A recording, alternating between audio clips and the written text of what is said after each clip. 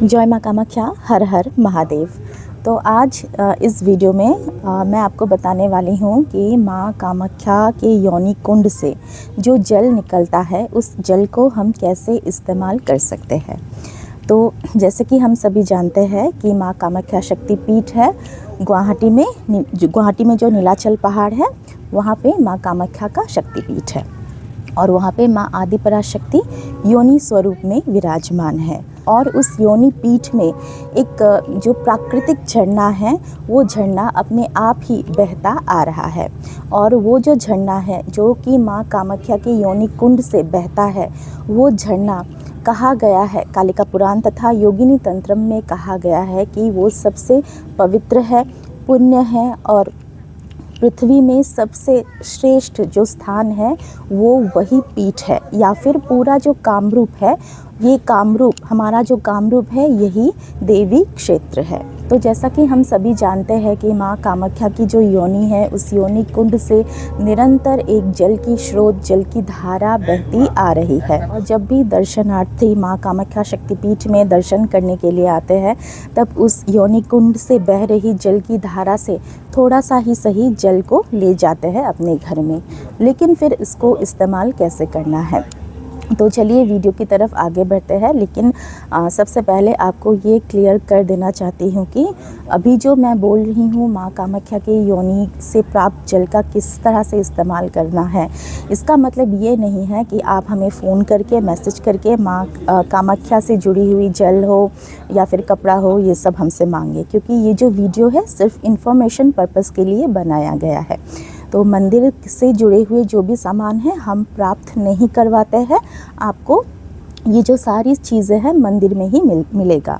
तो आइए आगे बढ़ते हैं वीडियो की तरफ। योगिनी तंत्रम तथा कामाख्या से जुड़े हुए जो भी पुराण है, पुस्तक है, उनमें ये उल्लेख किया गया है कि प्राचीन समय में जो माँ कामाख्या की योनि से बह रहा जो स्रोत होता है पानी का, उसमें हाथ डाल के मंत्र जब अगर कोई भी करता है तो तुरंत मंत्र जो है वो सिद्ध हो जाता है। लेकिन फ़िलहाल आज के समय में ऐसा तो नहीं होता है, क्योंकि समय का जो है वहाँ पे गर्भगृह के अंदर बहुत पाबंदी होता है, दर्शन करके तुरंत वहाँ से निकल जाना पड़ता है। लेकिन अगर आपको ऐसा सौभाग्य प्राप्त होता है कि मंदिर का जो जल है आपको अगर मिलता है तो वो आप अपने घर में ले जाके जल को अपनी साधना के दौरान इस्तेमाल कर सकते हैं। किसी भी कटोरे में, पात्र में आप जल को रखिए, फिर उसके अंदर आप जो भी माला है आपका या फिर कर माला से, यानी हाथों की मदद से, अपने करों की मदद से आप जो है मंत्र का जप कर सकते हैं। और ये जो जल है बहुत लोग क्या करते हैं, इस जल को घर में छिड़कते हैं, जैसे कि हम गंगा जल छिड़कते हैं या फिर नहाते हैं। लेकिन ये जो जल है ये गंगा जल नहीं है, ये माँ कामाख्या का एक अंग है, बॉडी पार्ट है जो माँ कामाख्या के बॉडी से, शरीर से निकलता है। तो इसीलिए इसको घर में नहीं छिड़कना चाहिए, ना ही इससे नहाना चाहिए। मतलब कहने का यही मतलब है कि इस जल को हमें अपने पैरों में नहीं लगाना चाहिए, क्योंकि घर में छिड़केंगे या फिर नहाएंगे तो किसी न किसी प्रकार से जाके हमारे पैरों को वो पानी जो है वो टच करेगा, या फिर नहाएंगे तो आखिर में वो पानी तो जाएगा नाला में ही।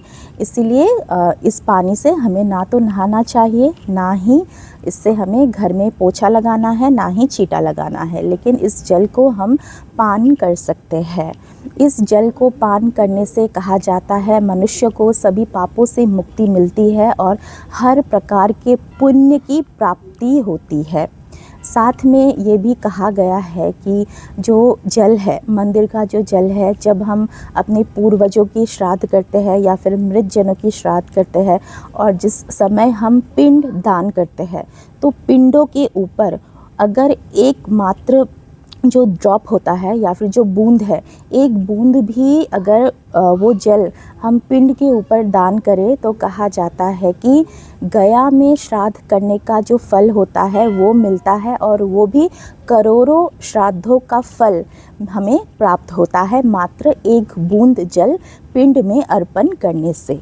कहा यह भी जाता है कि जो कोई भी व्यक्ति इस जल का पान करता है उस व्यक्ति को पुनर्इस जीवन में जन्म धारण करने का मौका नहीं मिलता है, अर्थात उसे मोक्ष की, मुक्ति की प्राप्ति होती है। तो कुछ देर पहले जैसा कि मैंने आपको बताया था कि माँ कामाख्या के जो जल है उसे प्राप्त करने के बाद हम घर में ले जाके उसके अंदर हम अपने कर माला से या फिर अपने जो भी माला है, रुद्राक्ष हो, जो भी हो, वो डुबा के हम जो है मंत्र जप कर सकते हैं। तो कहा ये गया है कि 108 बार यानी एक माला जप करने से वो मंत्र जल्दी सिद्ध होता है, ऐसा पुराणों में, शास्त्रों में लिखा गया है।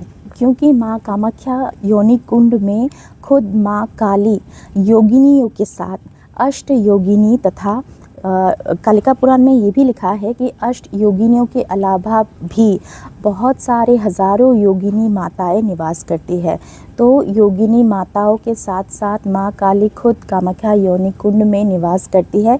इसीलिए कहा गया है कि अगर कोई भी मनुष्य उस जल का पान करे तो उसे तुरंत या फिर शीघ्र ही मोक्ष की प्राप्ति होती है, उसे मुक्ति मिलती है। या फिर पिंड में अगर हम उस जल का एक बूंद भी दान करें तो गया में किए गए श्राद्ध का करोड़ों गुना फल हमें प्राप्त होता है। अगर आपको किसी भी प्रकार से वो जल प्राप्त होता है तो आप बहुत ही सौभाग्यशाली है, क्योंकि कहा गया है, पुराणों में ऐसा उल्लेख किया गया है कि इस ब्रह्मांड में जो भी है, चाहे वो ईश्वर हो, मनुष्य हो या फिर जो भी है, ये इस जल को प्राप्त करने का सभी की कामना होता है, सभी की मनोकामना होता है। क्योंकि माँ कामाख्या के योनि कुंड से ही इस ब्रह्मांड का सृष्टि या फिर निर्माण हुआ है और आज भी हम माँ कामाख्या के योनि की वजह से ही इस पृथ्वी में जीवित है।